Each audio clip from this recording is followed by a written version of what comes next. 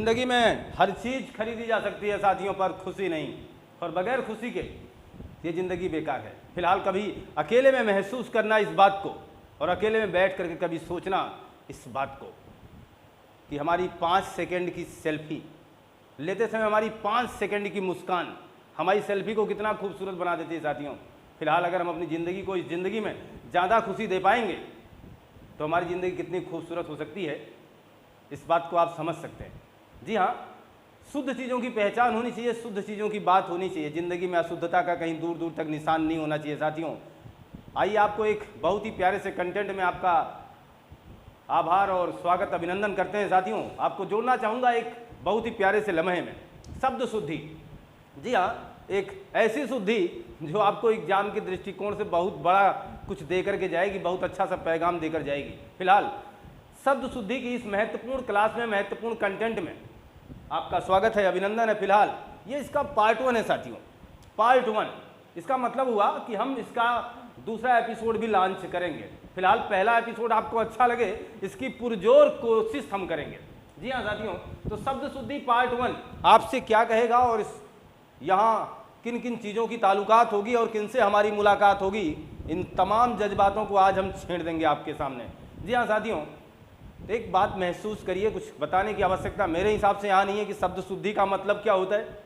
शब्द शुद्धि का मतलब ये हुआ कि हमें बचपन से कुछ शब्दों को अशुद्ध पढ़ाया गया, कुछ शब्दों को हमने अशुद्ध लिया भी, और कुछ शब्द हम अशुद्ध शुरू से बोलते और लिखते चले आ रहे हैं साथियों। इसका मतलब हुआ कुछ त्रुटियाँ संसार में थीं और कुछ त्रुटियाँ हम में थीं। हम खुद की गलतियाँ देख नहीं पाए, दुनिया की गलतियाँ देखने निकल पड़े।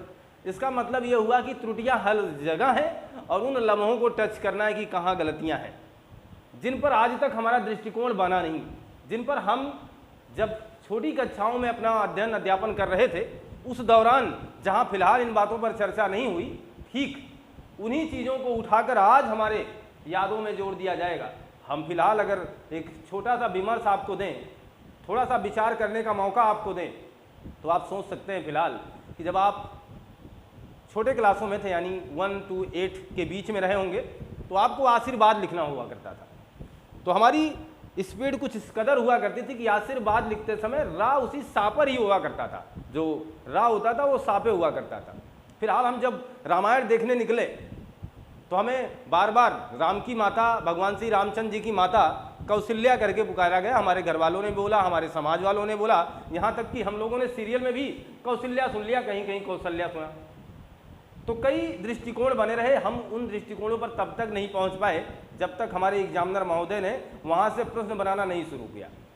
फिलहाल अब वो जमाना नहीं रहा, अब वो दौर नहीं रहा। अब एग्जामिनर महोदय मुखातिब होते हैं इस महत्वपूर्ण टॉपिक से। आपको पता है पिछले कई सालों से, कई वर्षों से ऐसी जगह से प्रश्न पूछे जा रहे हैं जिन्हें हम शुद्ध वर्तनी के दौर पर लेते हैं, जहां हम शब्दों की शुद्धि को पहचानना चाहते हैं। तो जी हाँ, शब्द शुद्धि पार्ट 1 कुछ स्पेशल में हम आपके लिए कुछ अलग लाए हैं और कुछ बेहतर लाए हैं। जी हाँ साथियों, तो इस सिलसिले में हम शुरुआत अगर आपसे करें और हम अभी आपसे कह दें अंतर्राष्ट्रीय लिखना है, तो कितने लोग इस बात को सही लिखेंगे और कितने लोग नहीं लिखेंगे, इस बात का दावा हम नहीं कर सकते। लेकिन फिलहाल कई लोगों से ये त्रुटियां हो सकती है। सोचना जरा, क्या आपके व्हाइट बोर्ड पर, आपके स्क्रीन पर दर्शाई जा रही है शब्दावली आपको सही दिख रही है साथियों? क्या अंतर्राष्ट्रीय हमने सही लिखा हुआ है? ये दावा है हमारा कि यहाँ 50-50 का चांस बन जाता है। समस्याएं हर स्टूडेंट साथियों के साथ है, कोई इसे गलत करे तो अपने आप को कमजोर ना आंक ले, क्योंकि वो लम्हा होता है, हम लोग अक्सर ये लड़ाई लड़ रहे होते हैं और ऊपर रा लगाते हैं। क्लियर समझ रहे हैं? देखना, दो राज्यों के बीच में, 2 राष्ट्रों के बीच में, समझ रहे हैं? तो एक चीज समझना, जब 2 रा कॉमन होगा, यानी जब 2 रा साथ आएंगे, यही चीज ध्यान देना साथियों, जब 2 रा की बात एक साथ होगी तो कोई भी रा ऊपर नहीं जाएगा, अर्थात कोई रा आधा नहीं होगा। इस शब्दावली को बहुत ही ध्यान से समझने का प्रयास कीजिएगा। तो अंतर्राष्ट्रीय फिलहाल ऐसे ही लिखा जाएगा। और अगर हम बात करें अंतर्राज्य की, अभी हमने कहा भी है आपसे, अंतर राज्य, देखिए फिर से रा आ रहा है, इसका मतलब हम ऊपर नहीं ले जाएंगे, अंतर्राज्य साथ में लिखेंगे। रा अपने साथी को अपने साथ बनाए रखेगा, उसे छोड़ेगा नहीं, देखेगा।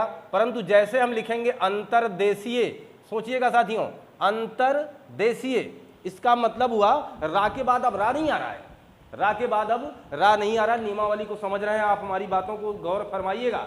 अंतर्देशीय हम बात कर रहे हैं साथियों, अंतर्देशीय, इसका मतलब हुआ कि रा के बाद अब रा नहीं आ रहा है, अब रा के बाद दा आ रहा साथियों, इसका मतलब अब रा हमारा ऊपर जाएगा। देखिएगा अंतर्देशीय, अब ये रा यहां आ गया और आपका मामला कुछ इस तरीके से बन जाएगा अंतर्देशीय का। क्लियर है ना? अभी हम आपसे कहते हैं सुंदर राज्य लिखिए, तो सुंदर हो जाएगा, राज्य हो जाएगा, कोई घबराने वाली बात नहीं यहां पर। इसका मतलब दो रा आएंगे फिलहाल साथ साथ, तो हमारा मामला साथ साथ एक सीधी रूपरेखा में बना रहेगा। फिलहाल यह आंकड़ा आपको समझ में आया? इसका मतलब हम आपको ट्रेलर दे रहे थे, इसका मतलब पिक्चर तो अब दिखाएंगे। कुछ इसी तरीके से नियमों से के साथ हम मुखातिब है साथियों, इसका मतलब जुड़े रहना आपका फायदेमंद होगा। अगर आप हमारे साथ जुड़े रहेंगे, इसका मतलब आपका दृष्टिकोण बदलेगा और आपकी पढ़ाई में कुछ ना कुछ नया होगा। फिलहाल नियम से शुरुआत कर लीजिए। अगर हम नियम की बात करें और कुछ अपने बचपन की बात करें, देखिए हमने अहिल्या को अहिल्या कहा होगा, परंतु ये गलत है, हमारा दृष्टिकोण यहाँ होना चाहिए, अहल्या है ये सही। हमने कौशल्या कहा है, गलत है, कौशल्या है सही। इसका मतलब ये हुआ कि हमारे बचपन के दृष्टिकोण, हमारे सुझाव, जब हम खेला करते थे राजा रानी, तो उस दौरान हम कौशल्या ही पुकारा करते थे। फिलहाल बाद में पता चल रहा है कि नहीं, ऐसा नहीं है, तो ध्यान देना, एग्जामिनर बहुत पूछेंगे इस बात को, अहल्या सही कि अहिल्या, कौशल्या सही है कि कौशल्या, तो ध्यान देना कौशल्या सही है साथियों, अहिल्या सही है, कौशल्या सही है, इस चीज को ध्यान देना। एक प्रश्न आया था द्वारका सही है कि द्वारिका, तो ध्यान देना द्वारका सही है, द्वारका। बदरी ये आया है एग्जाम में कई बार साथियों, बदरी कुछ लोगों ने ऐसे लिखा है, ये पूरी तरीके से गलत है, इस दृष्टिकोण को साझा कर दे रहा हूं, ये बदरी ऐसे लिखा जाएगा। एक शब्द कई बार पूछा गया है साथियों, अभी हम आपको केवल ये लहजा बता रहे हैं कि हम मारे कहाँ कहाँ जाते हैं। गृहीत लिखा जाता है ऐसे, गृहीत, और इससे संबंधित कई प्रश्न आ चुके हैं, कई प्रश्न आ चुके हैं, कई बार एग्जामिनर इससे मुखातिब हुआ है। थोड़ी स्पीड होगी तो साथियों उसको स्टॉप कर सकते हैं आप। फिलहाल गृहीत की बात करें, गृहीत यही सही है, और ये मिलकर बना है ग्रह प्लस ईत से, ग्रह प्लस ईत से, जिससे मिलकर बना है। परंतु जब ये इससे बनता है तो ये कुछ इस तरीके का फार्मूला इसके अंदर सेटअप होता है, ये चेंज होता है। और ध्यान देना यहीं से प्रश्न पूछा गया है अनुगृहीत, अनुगृहीत ऐसे लिख देगा तो ध्यान देना वो गलत है, अनुगृहीत यही सही है, अनुगृहीत। और अगर लिखा जाए संगृहीत, संगृहीत, ये प्रश्न आ चुके हैं साथियों, इसलिए इसको भी ध्यान देना, ये कई बार ये प्रश्न पूछा गया है। तो कुछ महत्वपूर्ण शब्दावलियों पर, कुछ महत्वपूर्ण प्रश्नोत्तरी पर हमारी ये क्लास है, हमारा ये कंटेंट साझा किया जा रहा है साथियों, जिसके दृष्टिकोण से आप अपनी तैयारी को बेहतर फुलफिल कर पाएंगे। आइए समझते रहें। अब नियमों की अगर हम बात करें तो एक बहुत ही प्यारे से नियम की हम बात करते हैं, जिसे हम रूल फर्स्ट कह सकते हैं। चलिए रूल फर्स्ट लगा लीजिए, वैसे हम नियम और आगे भी चला चुके हैं, फिलहाल रूल फर्स्ट से लेते हैं और कुछ महत्वपूर्ण नियमों को साझा करेंगे साथियों। एक बात ध्यान देना, हम मेढक लिख रहे होते हैं, हम सड़क लिख रहे होते हैं, क्लियर है ना? मेढक, सड़क, ढोल, ऐसा लिख रहे हैं, और हम देखिए कहाँ कंफ्यूज होते हैं। जैसे हमने लिखा मेढक, तो यहाँ मेंढक हो गया, ये हो गया ढोल हो गया, ये हो गया सड़क, हमने यहाँ बिंदी लगा दी, हमने यहाँ बिंदी लगा दी, और आपसे पूछा कौन गलत है। और अब आप संशय दुविधा में पड़े हुए हैं साथियों कि फेर किस बात का है, ये साथी हमसे क्या पूछना चाहता है। आप दुविधा में हो साथियों, क्यों ऐसा? इसलिए आप दुविधा में इसलिए पड़े हुए हैं क्योंकि अब आपको ये वही साझा किया जा रहा है जो बिल्कुल समझ में नहीं आने वाला है। एक बिंदी का मामला है, एक बिंदी का मामला है, और बिंदी आपको क्या क्या बताएगी, इसलिए हम इस दृष्टिकोण को साझा करेंगे। ऐसे प्रश्नों को आप किस तरीके से फिलहाल हल करेंगे, इसके लिए हम आपसे जुड़े हुए हैं साथियों। तो रूल नंबर फर्स्ट की बात करेंगे हम इसे गलत साबित कर रहे हैं फिलहाल अभी। देखिएगा रूल नंबर फर्स्ट आपसे कहता है कि हमारे पास दो प्रकार के इस तरीके के वर्ण हैं, एक ऐसा है और एक ऐसा है। ये हमारे हिंदी वर्णमाला के 52 वर्णों में इन चारों की गिनती होती है अलग अलग तरीके से, समझ रहे हैं? इसका मतलब ये दोनों सेम नहीं है, ये नहीं कह सकते कि दोनों भाई भाई हैं, दोनों अलग अलग हैं। एक डा है एक अढ़ा है, इसका मतलब हुआ दोनों के उच्चारण में भी समस्या है, दोनों के उच्चारण में भी समस्या है, दोनों के रंग रूप में भी समस्या है, दोनों के नाम अलग अलग हैं। देखना जरा, हम इन्हें वर्गीय व्यंजन कहते हैं साथियों। हम इन्हें कौन सा व्यंजन कहते हैं? वर्गीय व्यंजन। देखिएगा क्या नियम है, क्या तरीका चल रहा है आपके स्क्रीन पर, आपको मज़ा आएगा। इसे हम वर्गीय व्यंजन कहते हैं। और ये जो हमारा साथी है, ये हम इसे अन्य कई नामों से जानते हैं। हम इसे उत्क्षिप्त कहते हैं, हम इसे उत्क्षिप्त व्यंजन कहते हैं। हम इसे ताड़न जात कहते हैं, ताड़न जात। हम इसे द्विगुण व्यंजन कहते हैं साथियों, द्विगुण व्यंजन। समझ रहे हैं? ये इसके अलग अलग नामकरण है साथियों, ये अलग अलग नामों से जाने जाते हैं। हम इन्हें वर्गीय व्यंजन कह लेते हैं। यहाँ तक के मामले अब सीधे साधे लग रहे हैं। तो इनके प्रयोग के दृष्टिकोण में थोड़ा सा डिफरेंस है। इनका जो प्रायोगिक मामला है ना शब्दावलियों में, उसका थोड़ा सा अंतर है। और उसी अंतर, उसी बारीकी को एग्जामिनर हमसे पूछना चाहता है और हम व्यवस्था के साथ चलते हैं। फिलहाल ऐसा होने वाला अब नहीं है मेरे हिसाब से। आप समझदार हैं साथियों। अब यहाँ समझिएगा, मैं अगर आपसे कह दूँ कि इनका प्रयोग, किसका, इस महोदय का, इनका प्रयोग कभी शुभारंभ में नहीं होगा, इनका प्रयोग कभी प्रारंभ में नहीं होगा, प्रारंभ में नहीं होगा, नहीं होता है। अतएव हमने जब ढोल लिखा हुआ था साथियों, इसलिए मैंने इसको गलत काटा था। एज आपका ये एग्जाम्पल हो गया। दिक्कत क्या है? नहीं। अर्थात कहने का मतलब हुआ ये किसी शब्द की शुरुआत नहीं कर सकते। अर्थात किसी शब्द की शुरुआत अगर इन वर्ण से हो रही है तो ध्यान देने वाली बात है, देहाती भाषा में समझें, हम इनके नीचे इस बिंदु का प्रयोग तो कतई नहीं करेंगे। अगर हम शुरुआत करेंगे तो बिंदु का प्रयोग नहीं करेंगे। इतनी बात तो समझ गए ना आप। लेकिन देखना जरा, ये जो है महोदय है, इसका मतलब हुआ कि ये शुरुआत कर सकते हैं। हुआ कि नहीं हुआ? ये देखिएगा, वर्णों के प्रारंभ में आएंगे, वर्णों के प्रारंभ में यही आएंगे। चलिए ठीक है, वो आ नहीं सकते, आप ही आइए। वर्णों के प्रारंभ में यही आएंगे। जब ये आएंगे नहीं तो यही आएंगे, कन्फर्म है, कोई बात नहीं है। लेकिन एक नियम और समझना, ये वर्णों के मध्य भी आएंगे, वर्णों के मध्य भी आएंगे और बाद में भी, और बाद में भी। देखिएगा, वर्णों के मध्य में भी आएंगे और बाद में भी, लेकिन इसका कंडीशन होगा, समझना। अब उदाहरण जब मैं आपको दूंगा तो आप समझ जाएंगे। यहाँ समझना, इनका प्रयोग प्रारंभ में नहीं होता है, तो क्या इनका प्रयोग कहीं नहीं होता क्या? तो सब बात समझिएगा। जैसे मैंने कह दिया मैं आज खाना नहीं खाऊंगा, क्या मैं जीवन भर नहीं खाऊंगा? इसका मतलब समझ रहे ना, मैंने कह दिया मैं सब्जी नहीं खाऊंगा, इसका मतलब कुछ तो खाओगे, कुछ तो आपको खाना ही होगा। तो पक्की बात है, अगर हमने कह दिया आपका प्रयोग प्रारंभ में नहीं होगा तो आप समझदार हैं साथियों, इसका मतलब इसका प्रयोग बाद में होगा। लेकिन कंडीशन यही नहीं है, इनका भी प्रयोग बाद में हो जाता है, मध्य में हो जाता है। समस्या इस बात की है। तो हमें रूल पर आना होगा। केवल यहाँ हम लोग अभी तक इतनी बात समझ चुके हैं कि इनका प्रयोग कभी भी प्रारंभ में नहीं होता है। बस एक लाइन अभी तक हमने सीखी है। अब देखिएगा, अगर हम उदाहरण रखें सबसे पहले अंग्रेजी शब्दों में, देखिएगा अंग्रेजी शब्दों में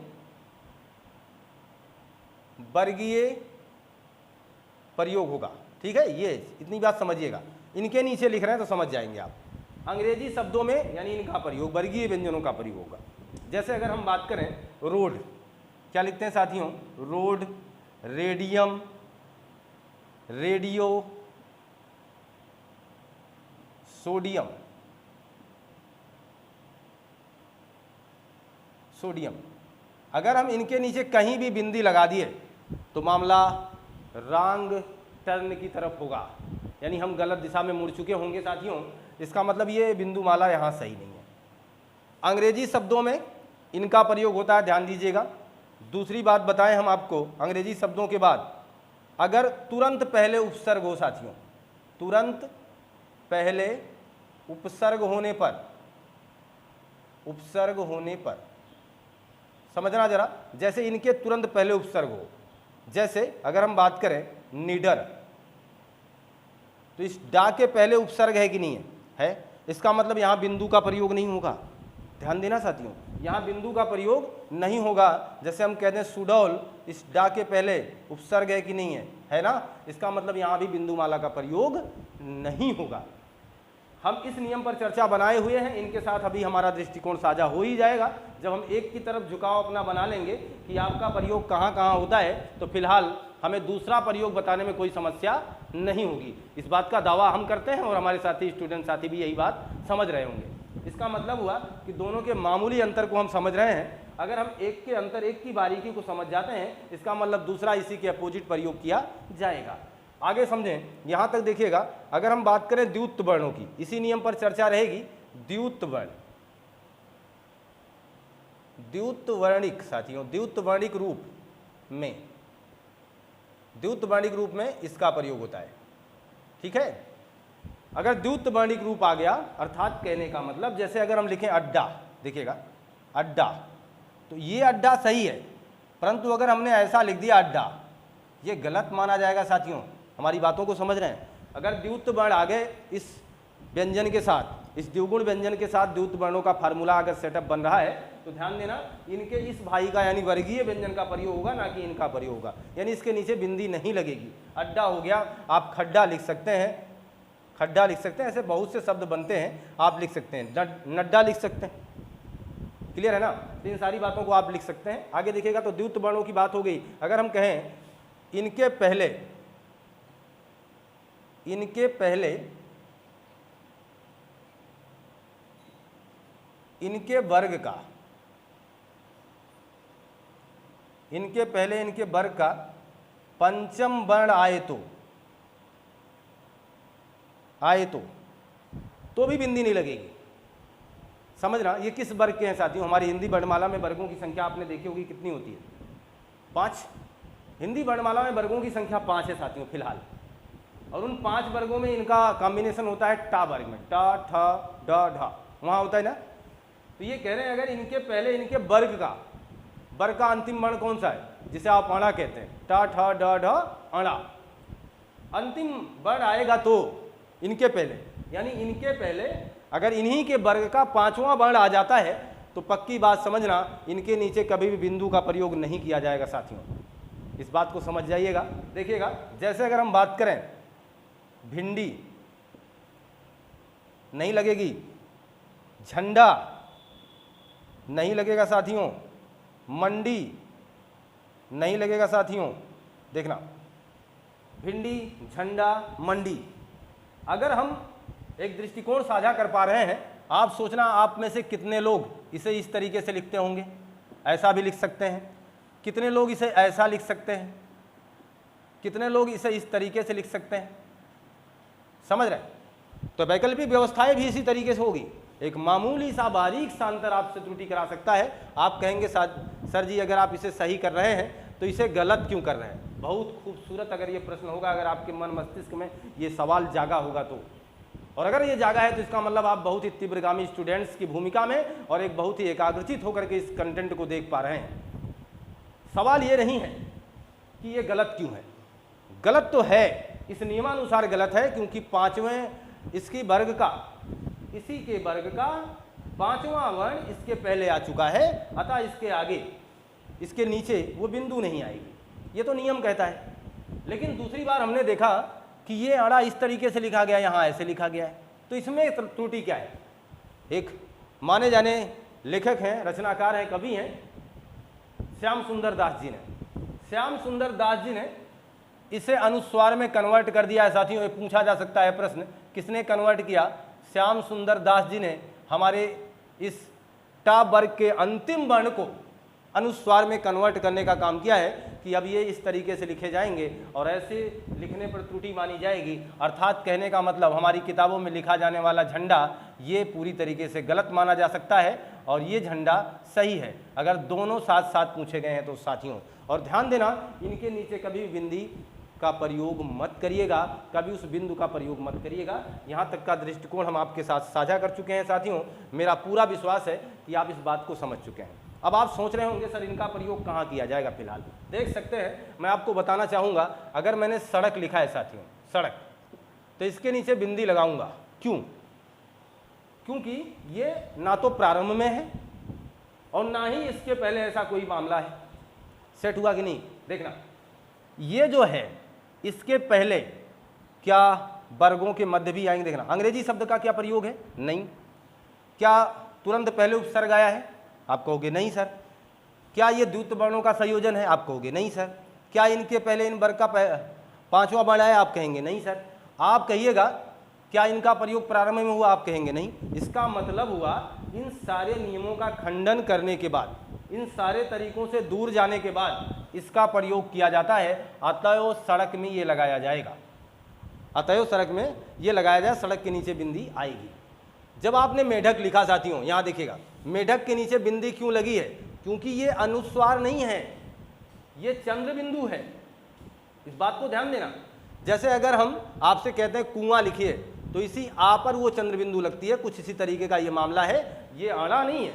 अब देखना इसका मतलब हुआ इसके पहले कोई वो नहीं आया है और ये अंग्रेजी शब्द भी नहीं है, अतः इसके नीचे बिंदी लग जाएगी। तो ध्यान देने वाली बात बस इतनी है कि जब वर्णों के नीचे बिंदु का प्रयोग किया जाता है तो ज़्यादातर वो वर्ण बीच में आते हैं।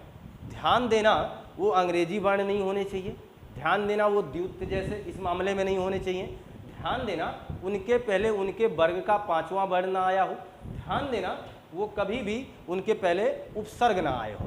इतनी बातों को ध्यान देने के बाद हम लोग आराम से कहाँ बिंदु का प्रयोग करना है और कहाँ नहीं करना है, ये जहाँ नहीं करना है उसके एग्जाम्पल आपके सामने, नियमावली हमने आपके सामने रखने का प्रयास किया है साथियों। आप इसका स्क्रीनशॉट ले लीजिए। ये मान चलें कि आपने स्क्रीनशॉट ले लिया होगा साथियों।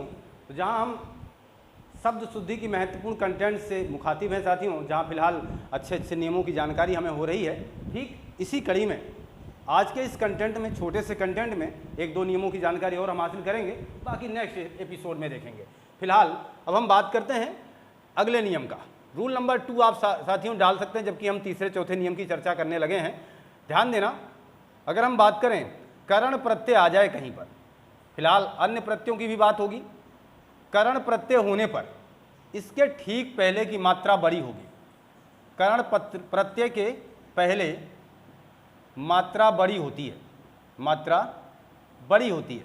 हम इंपॉर्टेंट प्रश्नों से जुड़े हुए हैं, ध्यान देना। जैसे आपसे सशक्तिकरण लिखने को कहा जाए, सशक्तिकरण, तो ये चीज़ छोटा नहीं कर सकते आप, क्योंकि इसमें करण लग रहा है, अतः इसके पहले वाली मात्रा बड़ी होगी, ये मेरे कहने का मतलब है। अगर मैं आपसे कहूँ केंद्रीयकरण लिखो या केंद्रीकरण लिखो, कैसे लिखोगे आप?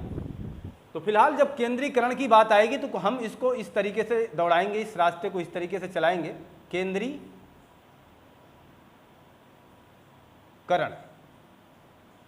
ये हो गया केंद्रीकरण। हमारे जैसे हमारे सामने आ जाए प्रस्तुतिकरण, फिलहाल हम इसको ऐसे लिखेंगे। ये सारे प्रश्न एग्जाम में पूछे गए हैं और इन्हीं प्रश्नावलियों पर हमारा विशेष फोकस बना हुआ है। देखना जरा, अगर हम बात करें कि कुछ स्त्रीलिंग शब्दों में, जैसे स्त्रीलिंग शब्द आपको मिलेंगे तो ज़्यादातर उनके अंत की मात्राएं बड़ी होती हैं। स्त्रीलिंग शब्दों में मात्राएं बड़ी होती हैं, मात्रा बड़ी होती है साथियों। जैसे अगर अब आपसे कहें कि श्रीमती, तो श्रीमती नहीं होता है, श्रीमती होता है। हम आपसे कहें वधू, तो वधू छोटा नहीं होगा, बड़ा होगा। अगर हम आपसे कहें बहू, बहू में छोटा नहीं होगा, बड़ा होगा। हम आपसे स्त्री कहें तो स्त्री में भी मात्रा फिलहाल बड़ी होगी। ये मेरे कहने का तात्पर्य था। एक बात और समझिएगा, इसी बड़े बड़े पर बात करें तो एक रू होता है जिसे आप मोड़ के लिखते हैं। एक रू ऐसे होता है, जैसे कहने का मतलब हुआ एक बड़ा वाला होता है और एक छोटा वाला होता है। जैसे रुपया में हम अगर आपसे कहें कि रुपया लिखना है, तो रुपया में ऊ की मात्रा बड़ा होगा या छोटा होगा, इस पर हमारा दृष्टिकोण होना चाहिए।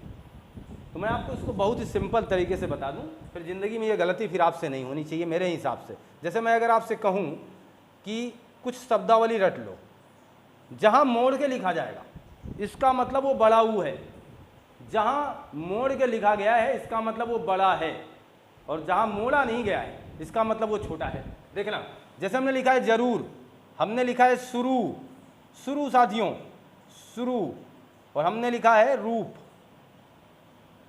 ये महत्वपूर्ण 3 शब्दावलियों को याद कर लें। इनमें रू की मात्रा बड़ी होती है।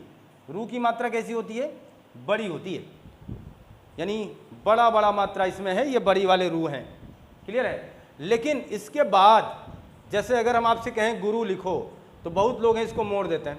100% आप गलत माने जाएंगे साथियों, ये गलत है और गुरु आपका यही सही है। गुरु अगर हम आपसे कहें शुरुआत लिखो साथियों, तो शुरुआत ऐसे लिखा जाएगा, भले ही शुरू में, कहाँ लिखा हमने, भले ही शुरू में हमने बड़ा ऊ की मात्रा लगाई हुई है, शुरू में तो बड़ा ऊ है लेकिन शुरुआत में बड़ा ऊ नहीं है। इसलिए मैंने कहा फिलहाल इन्हीं 3 शब्दावलियों को याद रखोगे तो आपकी गाड़ी दौड़ेगी, बेहतर तरीके से आप कार्य संपादन कर पाएंगे। तो ये हो गई शुरुआत की बात। अगर हम कहें रुपया लिखो तो रुपया में भी मोड़ना मत साथियों, रुपया हो गया, रुद्र हो गया, ये सारे सब जगह छोटा लगेगा, सब जगह रू की मात्रा छोटी होगी। फिलहाल जो नियम साझा किए जा रहे हैं, कंटेंट को हम बहुत लंबा नहीं खींचेंगे, इतनी बात समझिएगा साथियों।